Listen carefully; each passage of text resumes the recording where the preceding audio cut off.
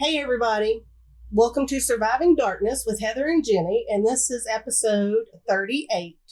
And we are continuing with our cousin Meredith. So last time we talked about like the paranormal stuff and demonic stuff. So you've gone through a lot in your life too, starting at a very young age, as far as, the sexual abuse and things like that. So we kind of want to talk about that part too, because all of our families tie in like that. So I feel like it's kind of all connected. That's a downfall for a lot of people in our family. So who, you don't have to name names or anything. Like, was it a family member at first, or was it somebody outside of the family that started? The first time was family. I'd say that 80% of the times were family. Starting from about age 4.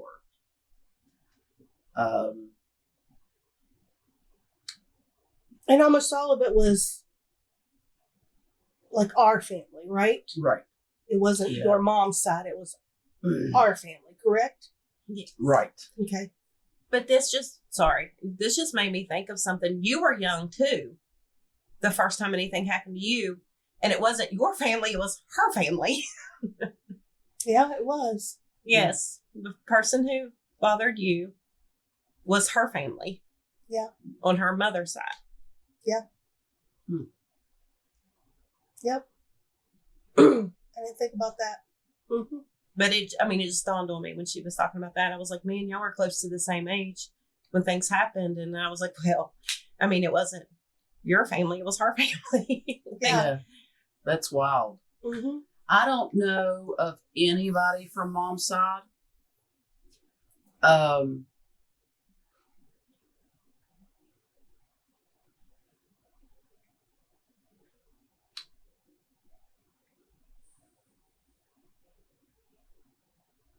No. It was all from dad's side. And that's how we're all kin. Yeah. Just trying to make the there relation were, here. Family friends that was involved with that. Somebody that we spoke about recently. The couple. Mm-hmm. Cousins, brothers, group of brothers. Yes. Another group of brothers, too. Yes. Mm-hmm. Mm-hmm. And we just found out about the one group of brothers, I guess, as far as other family members too, throughout all of this. Yes. Not the ones that lived with you all that, but the other set. I didn't know all of that, as in that it had reached further than their immediate family, or that I didn't realize that until I was talking to your brother about this stuff too. And so you said you all lived together during that time? Or when you were out of state? Yes. Okay. Yeah. Okay. That's when that had happened. It also happened when we lived in... It happened a lot, honestly. It was not something that was abnormal for me. Mm-hmm. It happened so frequently, honestly, that it wasn't a surprise. And to say that is so wild to me. Mm-hmm. But when you think about going through that at such a young age, it really takes away the specialness of it. Yeah. You're very desensitized Mm-hmm. to it. It becomes something that is like, it twists your mind in a manner that you connect that with love, with Mm-hmm. affection, and it becomes something that if you're not doing that, or it's not some kind of a physical thing, then it's hard for you to connect that there's emotion with it. Mm-hmm. You know, you don't, it's like a separated thing. Because our minds are not made to start being able to process Right. that at that young of an age. Right. Psychologically, we're just not Right. made to do that because it's not right.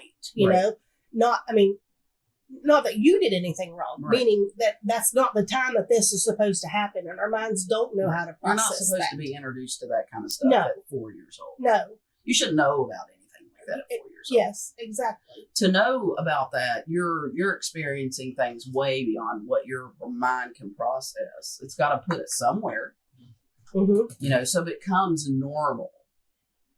It becomes something that you feel like is like, well, that's just what you do, Mm-hmm. right? Yes. So then it becomes like you don't even in a way even become, you come to a point to where you feel like it's not even really a violation at that point. Mm-hmm. And I can see that with so many people, you Yes. know, it's almost like you say, like, this is the normal thing, Mhm. even though it's absolutely not Yeah. normal. And I think it affects people differently. I think some people that go through stuff like that have a serious aversion to it. Mm-hmm. You know, like, don't touch me, don't. Yes. And then some people, they become so desensitized to it that it's almost like it becomes part of them. Mm-hmm. You know, that's the way that it affected me. It made me like, I feel like that it made me like hypersexual. Mm-hmm. To where it become part of my identity. That was who I was. That was what I was good for.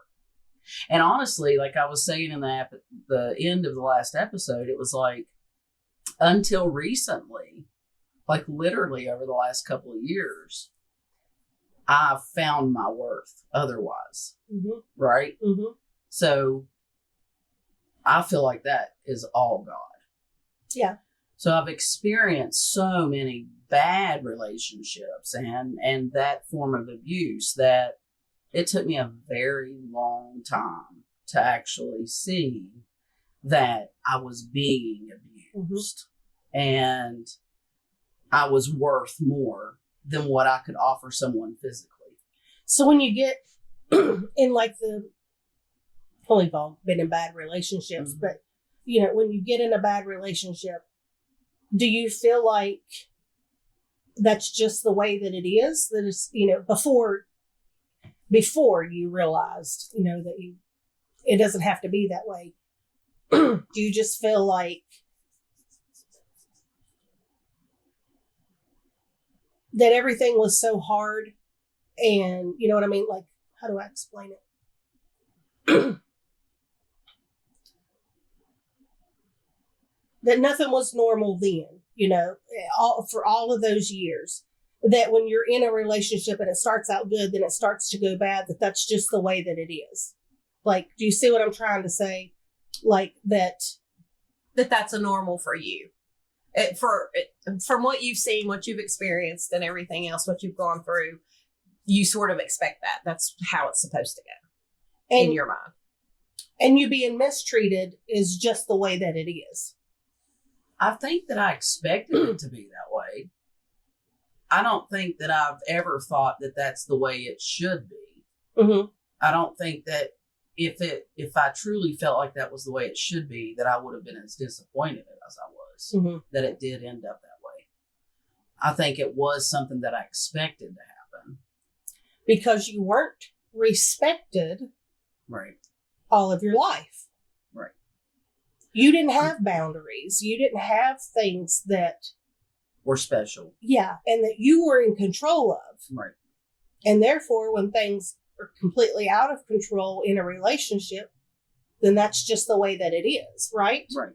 Okay. And I noticed that even to this day, that I mean, I've not been in a relationship with anybody or anything like that for a long time, but when I am confronted with someone that wants to be physical, I have a very hard time saying no. I get it. Mm-hmm. And it's almost like I switch, like I shut down emotionally, mentally, and it's literally just like a physical thing. It's not. It doesn't have any kind of meaning to it. Right. Do you understand what I mean? Yeah, Like, absolutely, yes. and even to this day, so it's like I have made a pact with myself that before I'm ever in another relationship, I will be friends. I will get to know that person, and it will not be physical for a long time, because I have to know in myself that person wants more from me than anything physical. Mm-hmm. Right. Because to me, that's what my whole life has been, is what can happen physically. So you're breaking a cycle. I'm trying my best. Yes. Absolutely. And that's what this is all about too, Yeah. is trying to break those cycles. And that is a cycle. It's like, so you have to be cognizant of it and say, you know what, this is what I've done for this many years, and it hasn't worked. Right. So we're going to do it this way. And they're going to meet me on an emotional level rather than just a physical level. Right. And you are taking that control back too, that you did not have for so many years. And that's what we've talked about too, is that we weren't in control at any point. And your body is not yours at that time. Right. It's not. Mm-hmm. I mean, you had numerous, same as we did. And you didn't have a choice. Well, I didn't even know what was happening. I mean, at that age, you don't even really know. No. And it's a weird dynamic. It's a weird dynamic what it does to your mind. I was just thinking too, like, it's so strange to me how our thinking during that time was so warped because of the circumstances that we were in. And you wonder if in a, quote, normal family, if your brother would have seen something happening to you. But, I mean, like, do they immediately go tell somebody and then something is done about it? I don't think so. Maybe in a normal family. That's what I'm saying, in a normal, but but that never happened. It was basically. I didn't even know until recently that my brother was even aware of what was happening, and in some instances. I mean, he did tell me recently that he was aware of that, but he was a year older than me. Mm-hmm. So, I mean, like, I was 6, 7 years old at that time. Mm-hmm. That answers a question for me, because I was like, okay, there was like 5 of you all. And then there was parents. And then there's adults on it. When? We were being babysitted by these guys. Okay. I recall one night that me and my sister were laying in bed, and this particular person come in drunk at my side of the bed and got me out of the bed. Yeah. Okay. And it's like, it becomes a point to where that's what your worth becomes. Yeah. Like, that's where it's like in your brain that is where your worth lies. That's what you're used for. Yeah. Like, and you almost seek that out because that's how you validate your own worth. Mm-hmm. Do you see what I mean? Right. Mm-hmm. What drives me crazy is that, when all of this come to light, it was overwhelming for me to realize that so many different people in our family has been affected in this way. Right. So how is it not a generational curse, especially when we hear about things that happened in former generations, previous generations, right? That this is something that is attached to us, to where we literally, like, in a way, attract that kind of it's demonic like a magnet thing. Mm-hmm. Like, there's things happened with my children that mirror that stuff. And it's like, there has to be something that stops that. Right. Like when we have to get to the point to where we realize those, and I don't even really know how to pick up on those clues. How do you pick up on those clues? Except for talking about it normal. It is okay for you to come and say to me. Yeah. And unfortunately, even in that instance, you may not be able to save that person from the first time it happening, because the first time it happening is when they would actually come to you and say, this is what happened. Mm-hmm. But how do you get to the point to where you stop it completely?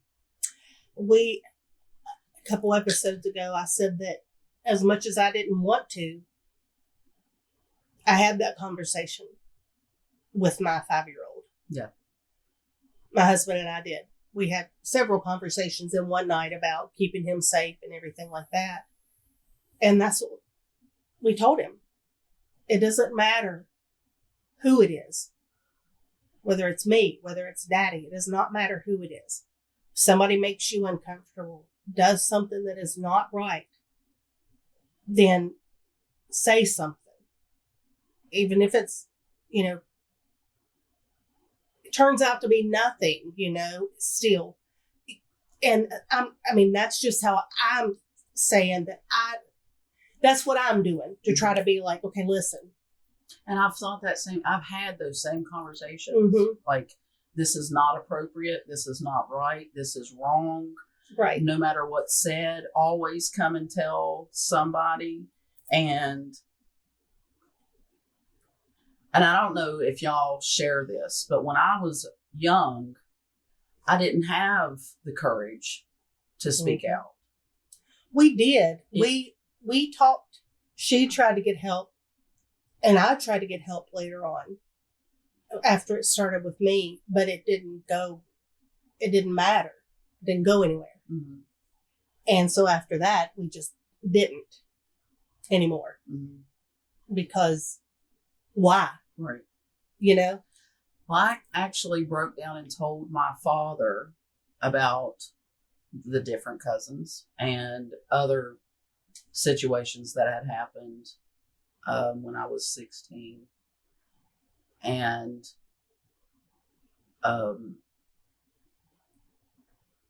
he was very shocked by it. But it was not something that ever came from it. Nothing was ever said to anybody. And I don't get that. And, I loved your dad to pieces. I don't understand the hiding of things. That's something that we've talked about too, is not hiding it, but you know what I mean? Like, at the same time, at this point, I don't know if I would have, I might kill somebody. I know, really hurt somebody. That's what I was going to say. Where is the protection? That's what I mean. Where is that paternal, the parenting instinct or the love that you protect your kids that and it doesn't matter if it was 20, 30 years ago. I would still be confrontational with that person if they were alive. I mean, you weren't my kid, but when you told me that things happened with you, I'm not even kidding. My first thought was take a stake to his heart. Mm-hmm. Yeah, and that's what I don't get. And it's like it's almost like that's been drilled into their head at some point. You don't say anything about anything. So that makes us wonder what has been done and said to them. And I think that earlier that's the curse. I think that maybe they've experienced things in their lives that's similar to what we've experienced. And we know that your dad did. Yeah. So it's like, what do you do? Mm-hmm. It's really just a passing down of behaviors and ideologies, thought processes, the way you handle situation. I mean, that generation didn't talk about mental illness, didn't talk about anything like that. It was shunned. It was something that was kept in the family. Domestic violence, nothing like that, Right. So I don't really blame any. I think it was more of a for me, know. It helped me to share that and for them to understand. Yeah. I don't really blame anybody for not saying something. I'm honestly kind of, I may be grateful in a way they didn't, just because I know what kind of stuff would have come from it, that confrontation. And maybe that's the mindset and the behavior that needs to be changed, you know? When it happened to your daughter, I would have went to jail if I wasn't the only parent she had that we could depend on. I literally visualized and laid in bed every night blowing his brains out. And so your protective instinct jumped in. Yeah, I moved her clear to Colorado. So you protected your kid. Mm-hmm. You confronted what had to be confronted. And I'm not saying, we're not saying this to down anybody. Yeah, and not at all. We never do that. Maybe it was because I never had that. And that's what I'm saying. Yeah. They did not do that. Right. Whatever it was, they did not do that. Right. And it didn't matter who it was that came around. It didn't matter what type of vibe they had, Right. because there were family friends that did things that, were a lot in the family around all the time. Right. That did things, to brothers and stuff like that too, that somebody had to have picked up on something. At some point, somebody had to have picked up on something. You would imagine. Yes. And that's what I've thought. Like, I was honestly, I remember when Heather had spoke out. Uh-huh. I don't really remember, how I felt or anything like that at that time. But I do remember, the denial that come in all of that. Do you know what I mean? It was a hush hush thing. You're not supposed to talk about that kind of stuff, you know? And it's that's the way I felt. I didn't want to tell nobody because I felt like, number one, it would cause just this big uproar in between everybody. And I didn't want to be the cause of that. Mm-hmm. I didn't want to be the one that had to sit there and say, they done that. Right. But at that young of an age, you don't really stop and say, well, this is wrong. Mm-hmm. Because that's not a conversation that my mom ever had with me. Right. It's not a conversation that my dad ever had with me. It was just what was happening. Yeah. It's not a conversation like, if somebody ever done this, you come and tell. Mm-hmm. Nobody ever said anything like that to me. Mm-hmm. So when it was happening and the person's telling you, this is our secret, this is whatever, but you don't think I'm going to go tell everybody. You don't want to go tell everybody. It's embarrassing. No, because it's your secret. Yeah. You're special at that point, it's your secret with them. So, and I think that's what built that connection in my mind. I'm worthy if the person wants this from me. Because you're special. Right. I get that now. Mm-hmm. Yeah. Because you didn't know it was happening to others and you thought. Absolutely. Yeah. Yeah. And I see that. There's a couple of things that come to mind as we're all talking. First of all, a lot of this stuff wasn't seen because my mom and dad had their issues going on. Mm-hmm. Your mom and dad had their issues going on. Yep. There was always fighting. Always. With the parents. So it was like they were so busy fighting to stay together, fighting over this, fighting over that they really didn't notice what was going on with the kids. Mm-hmm. And another thing, we were talking about the cousins that were all brothers. Mm-hmm. Well, your mom was seeing one of them. Mm-hmm. He was not kin to your mother, but he was kin to your father. Mm-hmm. So in his mind or their minds, did they sort of make it's okay for them to mess with your mom or whoever to mess with your mom? So evidently it's okay to mess with the daughter because they're not blood either. I have no idea. I just wonder if that's what was going through their heads. Did they not put together that, hey, it's my cousin's kid, but no, it's the woman that I'm seeing's daughter. I don't know. I mean, I think it takes a different kind of mindset to mess with a child. Anyway.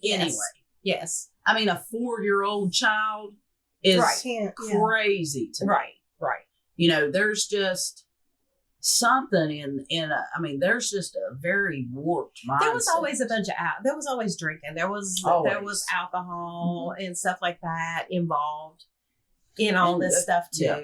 Right. It was like they were so busy drinking and all that, playing cards, drinking, all this other stuff that they really didn't pay any attention to what was going on anywhere else. And drinking opens up the doors to let whatever come in. Exactly. And whatever's there manifest. Right. You know? Right. And so, yeah, absolutely. And that's the manifestation. Whatever demonic presence it is, it's a lust, right, demonic presence. Mm-hmm. And I think that we were opened up to that a long time. And something that you said, generation. Something that you said earlier too. You said I never really thought of myself as pretty, and if this is what pretty is, it's a curse. Yes. And I felt that way too. Mm-hmm.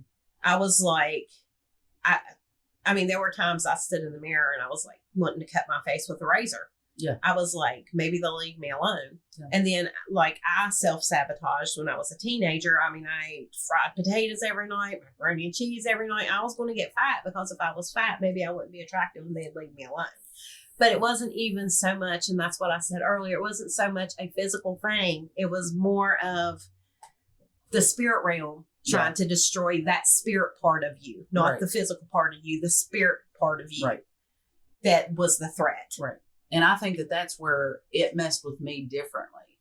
Because if I was getting that attention, if I was getting that kind of attention, then that made me feel like that I was the special one, like I was worth that. And I think that that's the connection that it made when I was a child, was that physically, that's where your worth come from, is what you could do for somebody or whatever. Right.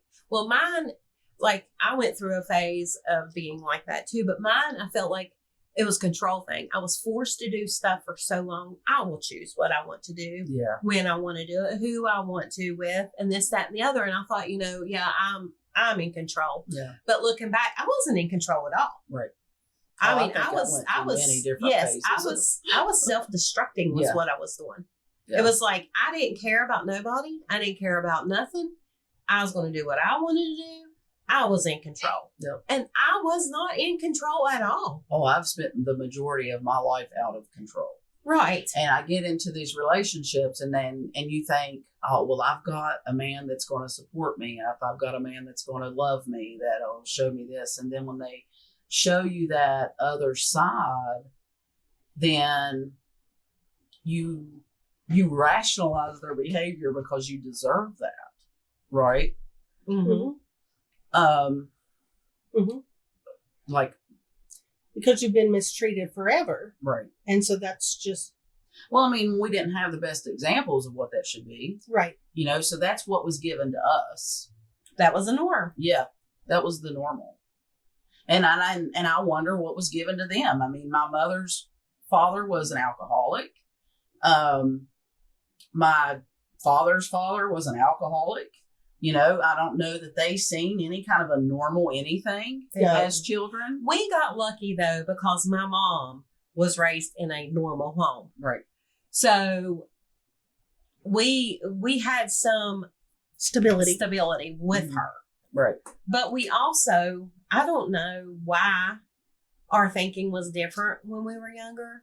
We saw what she went through and we were like, we will never be stuck in a relationship like that. Yeah. Somehow, I mean, Dad had a lot of bad faults, but he had good faults as far as you need to go to college and you need to be able to take care of yourself so that you're not with some man that mistreats you. Mm-hmm. But we were raised by a man who mistreated us our whole lives. Right. I don't know. I mean, we saw the way he talked to Mom, the way he treated Mom, and it was like, I'll never be in a position where I feel like I have to stay because I can't afford to be on my own and put up with that for that many years. The weird And thing yet about- sometimes we still stayed in those situations. Yeah, while we stayed. Not that many years, but we did No, stay not that in many them. years. Yeah. But we did stay in those Yeah. situations. Me are actually in a play, which is wild, about domestic violence. It's called While We Stayed. And it's got several skits that go along with it, just monologues that we do. It's very eerily close to home. And, you know,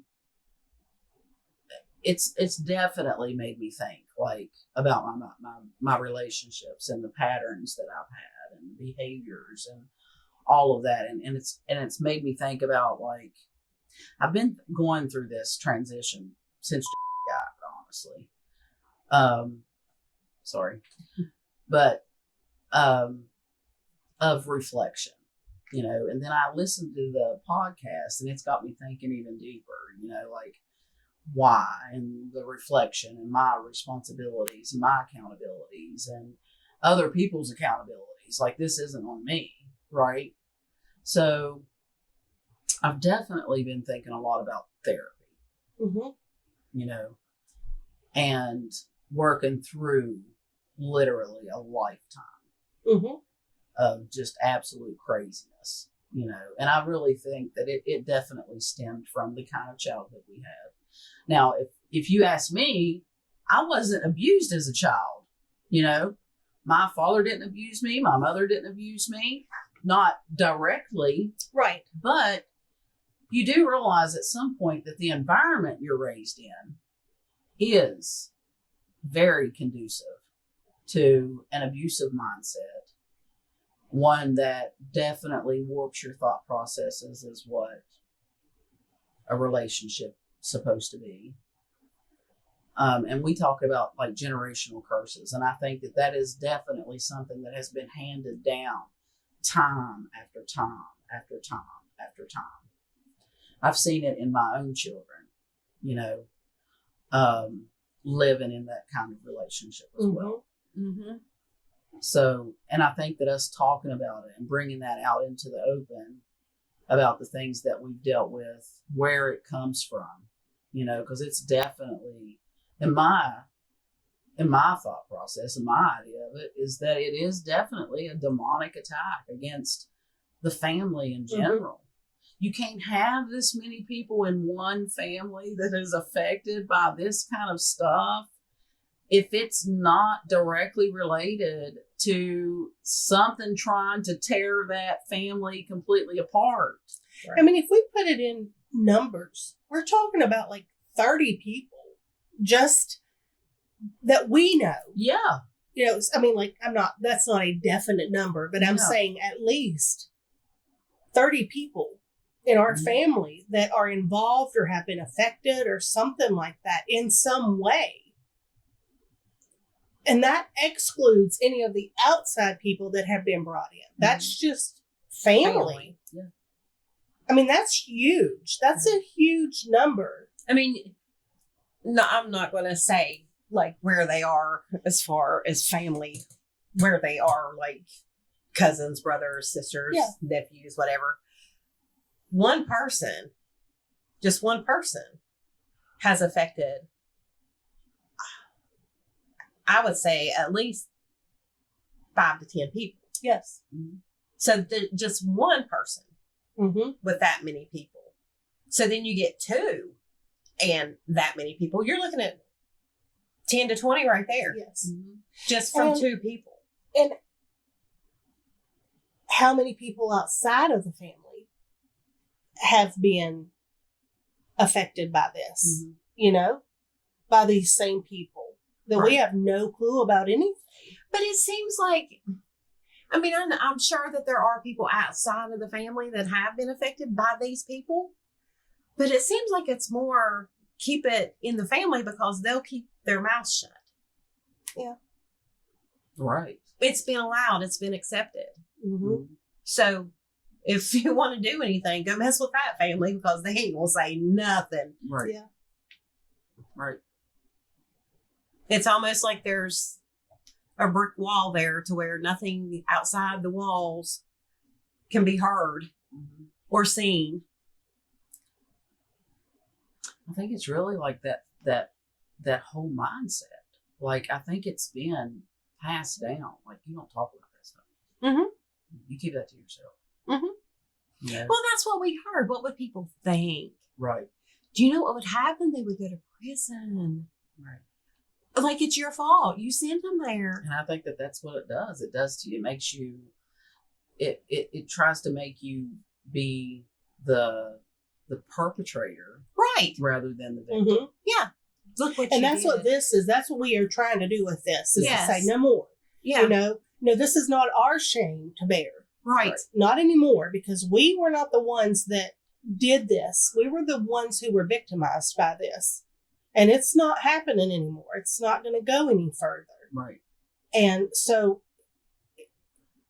for all of us to be on the same page, for one, it's detrimental, but for two, it's just amazing that it's all just, It's like done. You know, we're done. Right. There is no more. And the ones who, and I mean, I can't speak for them because we don't really associate with them a lot, but the ones who I feel like, I can't speak for you two, don't really care where things go because to them it's just normal and acceptable, are not the ones that we associate with, Right. you know? And so therefore they can have their own craziness. They can have their own lives. But the ones of us who have been through a lot, and I'm not saying they haven't, I'm just saying that there's numerous ones of us that are like, okay, it's done. Mm-hmm.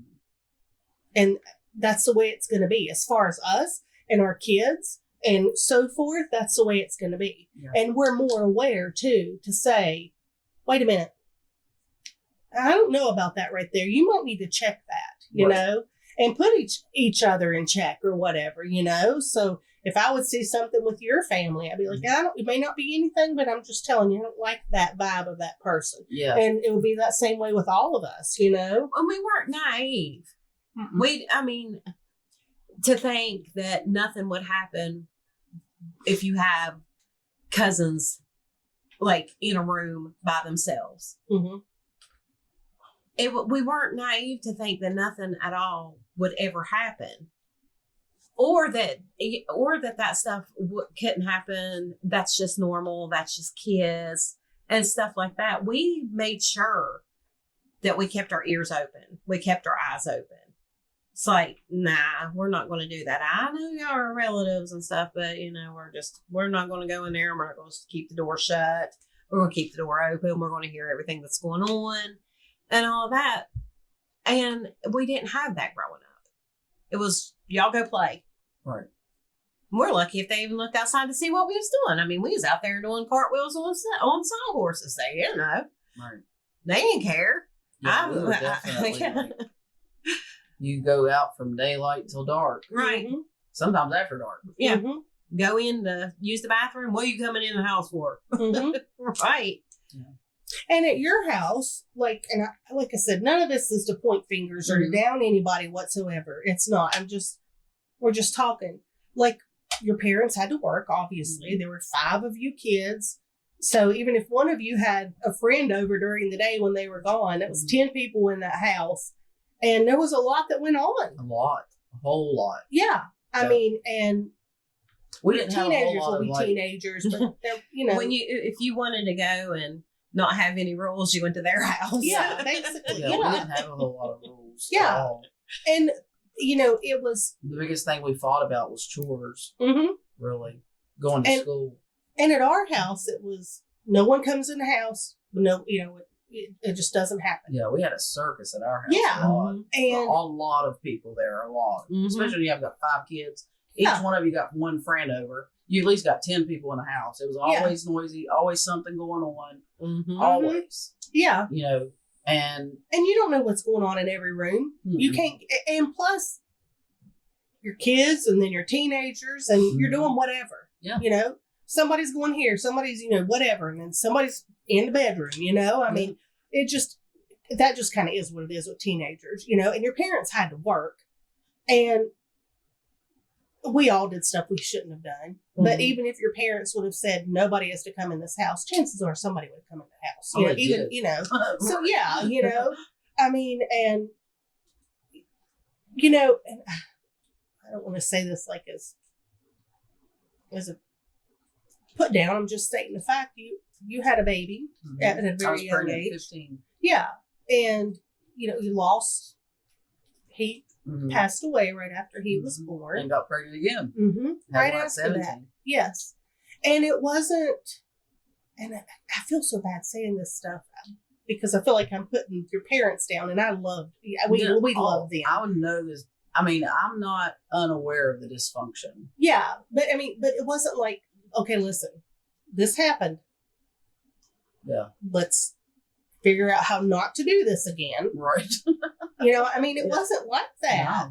No. It was not. And your brother got a girl pregnant, younger, and so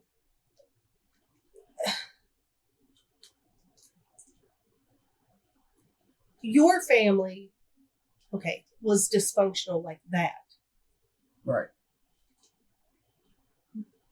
But you all didn't deal with the stuff that we dealt with. Right. And we have said this numerous times that our dad would come to your dad and to your house and say, my kids wouldn't be in the bedroom like that, or blah, blah, blah, and all this other stuff. And your dad would get ticked off, and I don't blame him. Don't tell me how to run my house. Right. And then after all this came out, he was like, he would come down there and tell me what I was doing wrong in my house, and yet he was doing worse at his house. So from outside looking in, oh my gosh, they had 2 kids that got pregnant young, or dad's young or whatever. They're terrible, But there was worse going on in our house, and he was the greatest thing ever to a lot of people. Yeah. That just shows you how wicked people can be, and how things can be turned completely away. Yeah. And I think we've talked before about how the adults, they knew stuff was going on, and they would talk negatively about, well, she's doing this and she's doing that. Look how she's acting. Like it wasn't the adult's fault. It was your fault. Right. As a teenager or as a young girl for acting like that and flirting with these men. Yeah. And I'm like, now I'm like, before it did, I was like, yeah, I guess. But then, like later on, I've been like, what do you mean? No, she wasn't flirting with a grown man. A grown man was messing with a kid. Let's look at it in the right perspective. Right. Right. And what makes her feel like she should flirt with this man? You know what I mean? Right. If that's what's going on, like, what is the deal there? Yeah. Right. What's going on? That she feels like that there's some kind of connection there that she should. Yes. Yeah. And that's how twisted everything was when we were growing up. It was never the adults' fault. It was the kids. It was the teenage. Oh, look what she's wearing. Mm-hmm. Look how she's acting. And this, that, and the other. No, what is he doing? Where's the root of that? And that goes just to, in general, all she's asking for it. You know what I mean? Like, in general, that's what guys say, or, people say, well, she shouldn't dress like that or whatever. No, that's not how it is. I don't know if you remember when, I think, I don't know if you all were living with us or you had come to stay a weekend, or I don't remember. But there was some note found from one of your friend's dads or something like that. Mm-hmm. And it was like a love letter or something. And this was a grown man. Mm-hmm. And it wasn't, oh, let's take this letter to the cops because this grown man is having something to do with this teenager or kid. Mm-hmm. It was, she's having an affair with a married man. Mm-hmm. Can you believe that? She's messing with a married man. Right. I remember that now. I forgot about that. Oh, it's been all kinds of craziness. All kinds of craziness. How much sense does that make to us as adults now? And as kids, it's like, I mean, because of that, I thought negatively. I was like, I cannot believe she's messing with a married man. Yeah, and you were a teenager. I remember If that. you weren't even a teenager. I wasn't even a teenager yet. No, I didn't. I don't think you were. I know I wasn't, because when we moved, I wasn't a teenager. No, you weren't. No. And it wasn't even, Right. it wasn't him.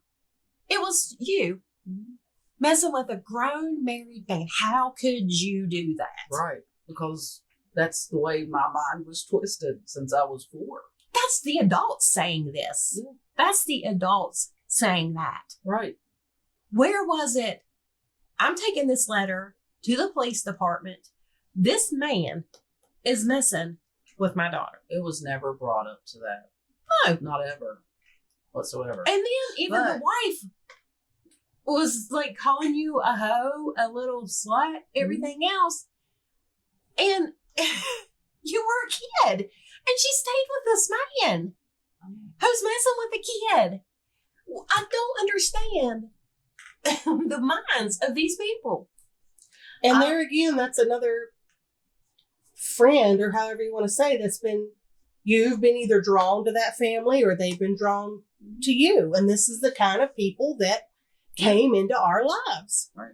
And I think that's what I was saying earlier about, like, you start seeking out that validation. Like, and that attention, whether it's negative or Right. whatever, it's just attention. But Right. there's no reason why it wasn't stopped at that point for you. There's no reason Nobody why. stopped it. Exactly. That's what I'm saying. Right. There's no reason why before you even hit your teenage years. I mean, no wonder you would act however, because no one was going to protect you anyway. Right. You were scum of the earth because of how you were acting. It had nothing to do with the fact that they were the scum of the earth because they were the adults that were sick in the head and should have never been messing with a kid. Right. I agree 100%. It was actually presented that way to me. Yes. About another situation with, he actually said she was the one that initiated it. And I stood in the parking lot at my work and I screamed at the top of my lungs that he was the adult. He had a responsibility that regardless of what happened there, he had the responsibility to stop it, to not allow that to happen, that he was the one wrong. Right. Yes, I cannot comprehend the mentality of it all. I don't know. I felt wrong. Like, well, you were made to feel like that. Right. I don't feel wrong now. Right. Because I realize now that my mind was completely warped at that time. Completely. Like, when I say that you have a very warped and twisted idea about love and sex and relationships and all of that, you couldn't get any more twisted than what my mind thought. Well, I'm sure. And I solely, wholeheartedly believed it was because I was introduced to that at such a young age and not protected from it, not explained anything about it, not taught for it to be different, that I had to figure that out for myself. And it took many, many, many years for me to do that. Well, all the adults in your life were telling you how dirty you were. Right. Right. I mean, and how horrible I've of a had person to, you were. Like, I think I'm still working through my own self-confidence, right? Right. My own self-esteem, my own self-worth, my own self-identity. Because of the things I did or allowed to happen. But that is going to be all for today's episode. We're going to cut this into 2 parts where it's such a long episode. So tune in next week to hear the rest of this episode. There will be a little recap at the beginning, so you don't have to memorize all this. So Thank you guys for watching. Don't forget to check out our website at www.survivingdarknesspodcast.com. There you can find all our social medias as well as where you can stream our podcast. And while you're there, check out some of our merchandise. Any purchase helps us fund these free episodes, so it helps a lot. Thanks for listening.